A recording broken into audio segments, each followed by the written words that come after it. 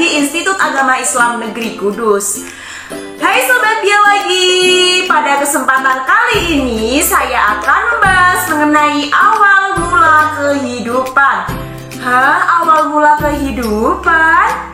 Nah, seperti yang telah kita ketahui, sebenarnya pernyataan dan pertanyaan tentang awal mula kehidupan itu sudah ada sejak zaman dulu loh, yang menjadi tantangan untuk diungkap oleh para ahli. Nah, jadi penyelidikan tentang awal mula kehidupan itu sejatinya bukan menghilangkan peran Tuhan Sang Maha Kuasa, melainkan para ahli itu sedang mengkaji mekanisme yang terjadi secara saintifik. Berdasarkan hal tersebut, maka muncullah beberapa teori mengenai asal mula kehidupan. Yang pertama yaitu teori abiogenesis. Teori abiogenesis merupakan teori yang menjelaskan bahwa makhluk hidup itu berasal dari benda tak hidup. Teori tersebut berkembang lebih awal yang membahas tentang asal-usul makhluk hidup. Teori ini dipelopori oleh Aristoteles. Aristoteles itu meyakini bahwa makhluk hidup itu berasal dari benda mati. Aristoteles juga yakin bahwa makhluk hidup itu ada karena benda mati dan semuanya itu muncul secara spontan. Sehingga pada saat itu Aristoteles mencetuskan teori dengan sebutan generatio spontanae. Beliau berpendapat bahwasannya ikan-ikan yang berada di sungai itu berasal dari lumpur. Selain itu, Aristoteles juga melakukan percobaan pada tanah yang direndam air. Nah, di dalam air itu nanti akan muncul cacing dari dalam tanah tersebut. Nah, teori abiogenesis tadi itu dipercayai oleh salah satu tokoh yang bernama John Needham. Needham melakukan percobaan dengan merebus kaldu yang dimasukkan ke dalam wadah selama beberapa menit dalam keadaan tidak tertutup. Setelah beberapa hari kemudian, di dalam kaldu itu ditemukan mikroorganisme. Sehingga Needham itu mengambil kesimpulan bahwa mikroorganisme berasal dari kaldu. Teori abiogenesis ini hanya dipercaya sampai dengan akhir abad ke-17. Setelah itu muncul teori baru, yakni teori biogenesis, yaitu teori yang bertentangan dengan teori abiogenesis. Tadi abiogenesis kan makhluk hidup berasal dari benda tak hidup. Kalau biogenesis ini makhluk hidup berasal dari benda hidup. Mengapa sih disebut teori yang bertentangan dengan teori abiogenesis? Karena teori biogenesis ini menganggap bahwa makhluk hidup itu sudah berasal dari makhluk hidup yang ada sebelumnya. Ada 3 tokoh pendukung dalam teori biogenesis ini. Yang pertama ada Francesco Redi, ada Lazzaro Spallanzani, dan Louis Pasteur. Nah, Francesco Redi ini melakukan percobaan secara ilmiah, yakni membuktikan bahwa makhluk hidup tidak muncul dengan begitu saja dari benda tak hidup.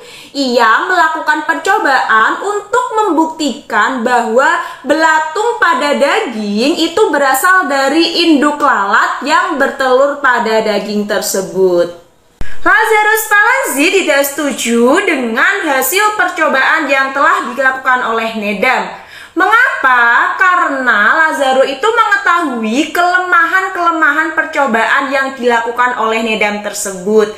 Kemudian Lazzaro Spallanzani berpendapat bahwa rebusan kaldu yang dilakukan oleh Needham itu kurang lama, sehingga semua mikroorganisme itu belum mati dan tidak tertutup ujung tabungnya. Nah, ini adalah percobaan yang dilakukan oleh Lazzaro ya. Pada labu pertama, air kaldu ini dipanaskan. Kemudian setelah itu didinginkan dalam keadaan tidak tertutup. Dan muncullah mikroorganisme. Sedangkan pada labu kedua, itu air kaldunya dipanaskan lalu didinginkan dalam keadaan tertutup. Dan tidak ada mikroorganismenya ya. Pada tahun 1863, Louis Pasteur itu menyempurnakan percobaan dari Spallanzani dengan mempertahankan adanya gaya hidup udara, yaitu menggunakan kaldu yang dipanaskan dalam labu dan ditutup tabung dengan berbentuk leher angsa.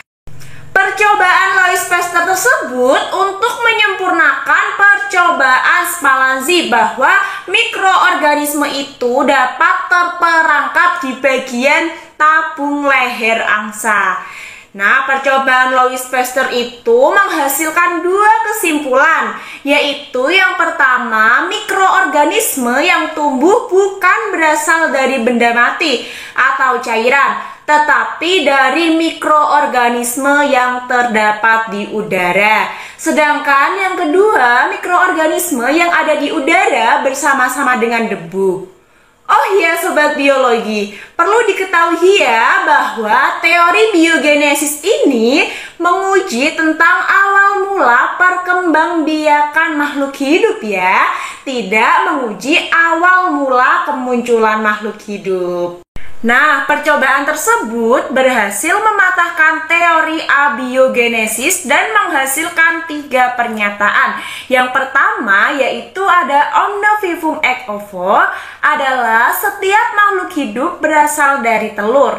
Yang kedua ada Omne ovum ex vivo, maksudnya adalah setiap telur berasal dari makhluk hidup. Dan yang ketiga ada Omne vivum ex vivo, maksudnya adalah setiap makhluk hidup berasal dari makhluk hidup. Sekian penjelasan saya mengenai awal mula kehidupan. Apabila ada salah kata, saya mohon maaf yang sebesar-besarnya. Semoga bermanfaat. Wassalamualaikum warahmatullahi wabarakatuh.